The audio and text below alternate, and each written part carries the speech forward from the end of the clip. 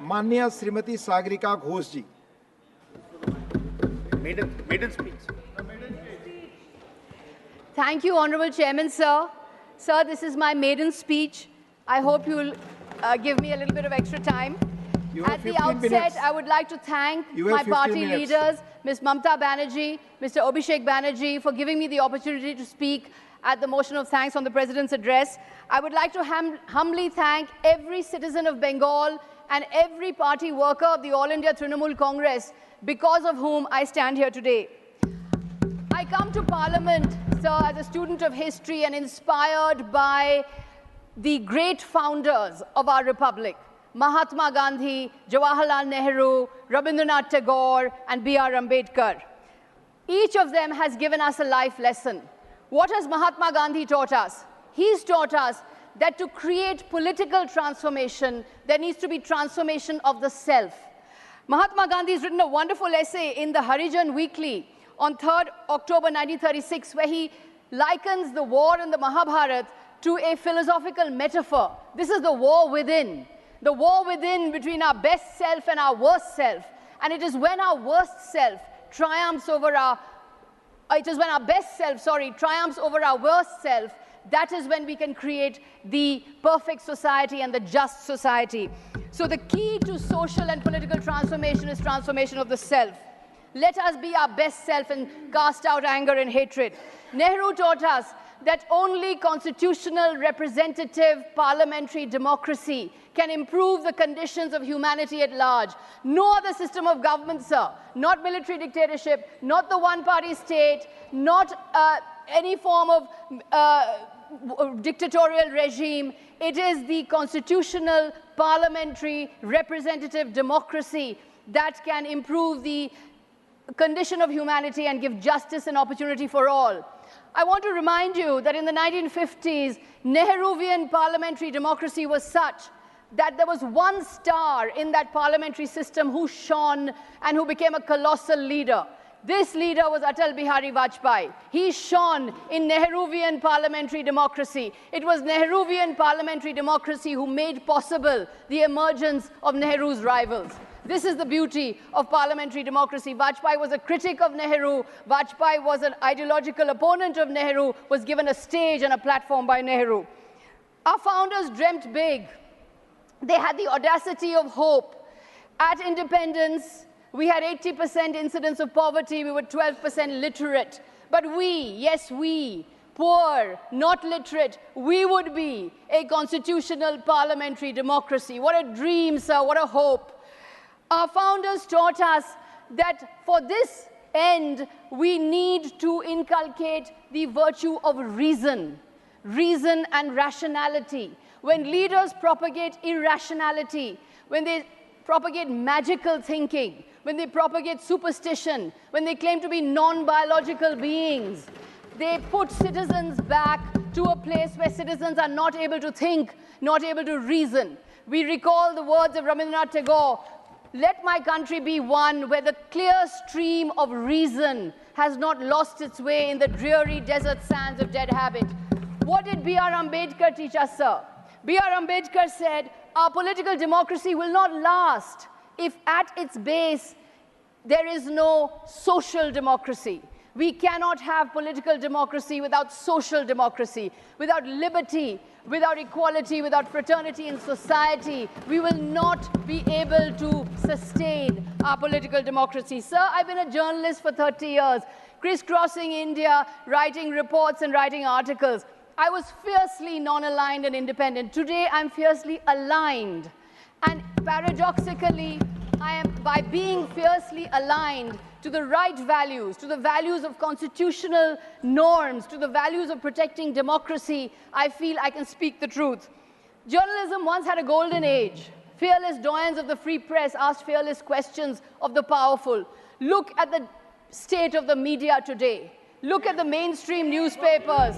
Look at the television channels. There is one ideology that has a ferocious stranglehold. There is one school of thought that is dominant. A hidden hand is guiding the camera. A not-so-hidden hand is guiding the journalistic pen. What is happening to the media is that it has been captured. The media has been captured. Most of the legacy media cannot ask questions of the government anymore. But without asking questions, how can democracy breathe? Without telling truths to power, if journalists cannot tell truths to power, how can democracy get oxygen? Legacy media is getting suffocated in an airless, oxygenless jail. And when media is in jail, how can democracy survive? That is why I have chosen to speak today in response to the Honorable President's address on what I call the democracy deficit. I humbly thank the Honorable President of India for her address. In the address, the respected President said in para 17, the basic spirit of democracy has been greatly undermined. But undermined by who? In para 28, the Honorable President referenced the emergency of 1975. But sir, we are not in 1975. We are in 2024. How long are we going to look in the rearview mirror? How long are we going to use the sins of the past? How long are we going to use the sins of the past to condemn the present? Those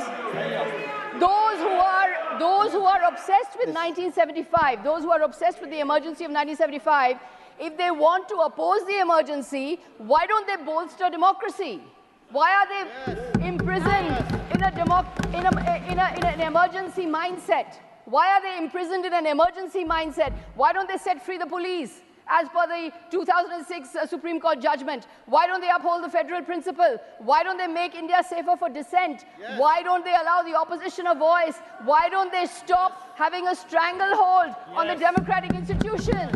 That is the way to oppose the emergency. But what is the point of always opposing the emergency, talking about 1975, but then doing the same thing as 1975, implementing the 1975, imitating 1975? Those who are constantly talking about 1975 are victims of an emergency mindset, which is why we have a democracy deficit today, sir. Here are 15 examples today of India's democracy deficit. When the government shows no visible empathy to the suffering, we have a democracy deficit. When instruments of state are used for partisan ends, we have a democracy deficit. When citizenship is defined by religion, we have a democracy deficit. When the party system is attacked, we have a democracy deficit. When there are attempts made to delegitimize the opposition, we have a democracy deficit. When the free press is crushed, we have a democracy deficit. When hate speech is normalized, we have a democracy deficit. When lynch mobs are not given exemplary punishment, we have a democracy deficit. When official speeches do not mention ever by one word the name of a state which has witnessed civil war for over a year, when that name of that state is not mentioned, when Manipur is not mentioned, we have a democracy deficit. When those in power are not accountable, we have a democracy deficit. When individuals believe they are bigger than institutions, we have a democracy deficit. When citizens are not told the truth, we have a democracy deficit. When the federal principle is buried, we have the democracy deficit. When we don't celebrate religious pluralism as India's greatest strength, we have a democracy deficit. When protest is criminalized, we have a democracy deficit. A quick expansion on all of these. So the principle of empathy. To quote Shakespeare, the quality of mercy is not strained. It droppeth like the gentle rain from heaven. In the same way, sir, the quality of empathy. Where is empathy? Empathy is a principle of good governance. 24 lakh students sat for the National Eligibility and Entrance Test. A desperate child takes an examination, finds that the paper has leaked, loses that examination, goes on the street to protest, and the education minister says this is a motivated protest, that this didn't happen. Where is empathy, sir? So my son is a doctor. I've seen the hard work, the Herculean effort, students pushing themselves to the brink to prepare for these examinations. Where is empathy for these students who are on the street, desperate? 26 students in 2023 took their own lives. 26 students took their own lives in 2023 in Kota. 70 papers have leaked in 7 years. This is the nature of the anguish facing the students today. There's a democracy deficit when the instruments of state are used for partisan purposes, when the enforcement agencies become a washing machine, one side always guilty, other side always innocent. The moment you switch sides, you're deemed innocent.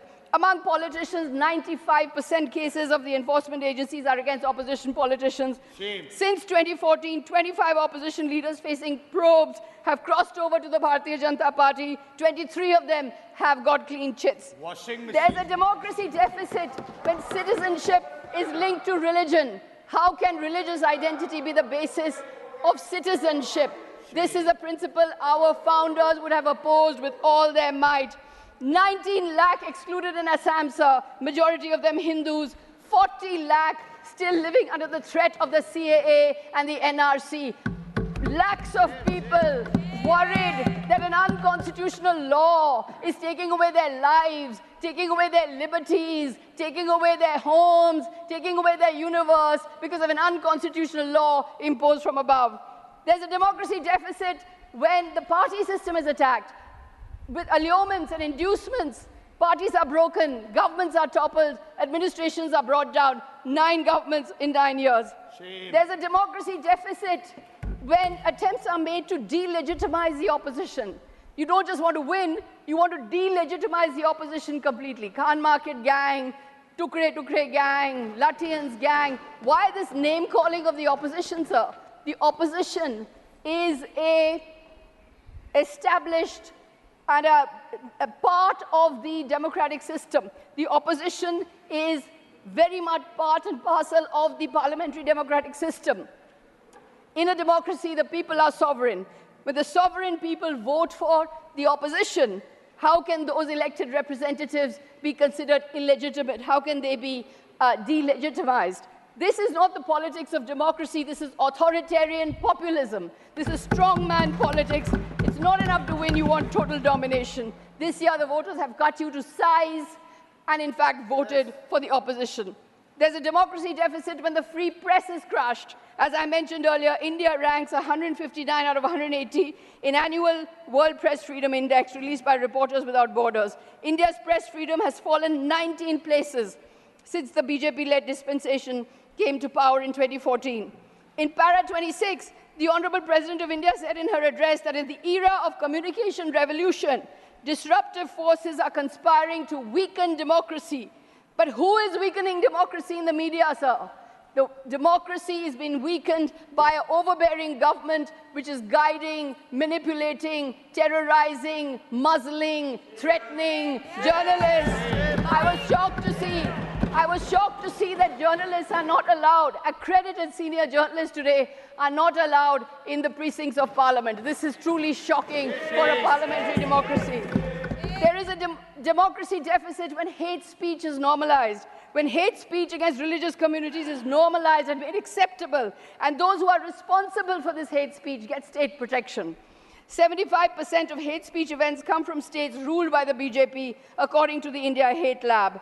There is a democracy deficit when lynch mobs are not given exemplary punishment. Does the government care that 3 men died in a horrific case of mob lynching in Chhattisgarh earlier this month? There have been many such crimes. They've gone unnoticed. A report by India Spend reveals that 97% of all attacks centered on cattle-related issues between 2010 and 2017. 97% cases were reported in the last 3 years. 61 out of a total 63 such cases are registered after the creation of the cow protection squads and beef trade restrictions, showing that it is under BJP dispensations. It is under BJP dispensations that these attacks have increased. There is a democracy deficit when a civil war has raged for over a year in a state, and that state's name cannot be mentioned by the Honorable President in her address, and the Prime Minister does not even visit once to Manipur, where over 70,000 are homeless and 200 have died. There is a democracy deficit when those in power are not accountable. There's little accountability to those in power, neither to students, nor to rail victims, nor to youth promised crores of jobs, nor to women who are victims of crime. There have been 244 consequential train accidents between 2017 and 2022. Does the government care? The percentage of tickets, the BJP was proudly proclaiming that it's brought in the women's reservation bill, but the percentage of tickets given to women by the BJP this time is just about 15%. All India Trinamool Congress has given almost 30% tickets to women. 38% of our MPs are women. There is a Bengal model of women's empowerment that should be emulated across India. Because in Bengal, leaders are accountable for their promises. There's a democracy deficit when individuals believe they're bigger than institutions. When there's arrogance of power. Gandhi believed the means must be good, for the ends to be good. Gandhi called off the 1922 movement of Chauri Chaura. So today, power has become performative. Power exists only for itself. Power is projecting Thank you, Sagarika ji. seaplane Time is dives, already deep-sea over. dives. Time Power is is not over. being used for the Dr. people. Kanimo There is a ji. democracy deficit when the truth Dr. doesn't Kanimo triumph, ji, when truth please. is not told. Dr. Kanimo ji, Where- your time is over, please. Dr. Kanimo ji.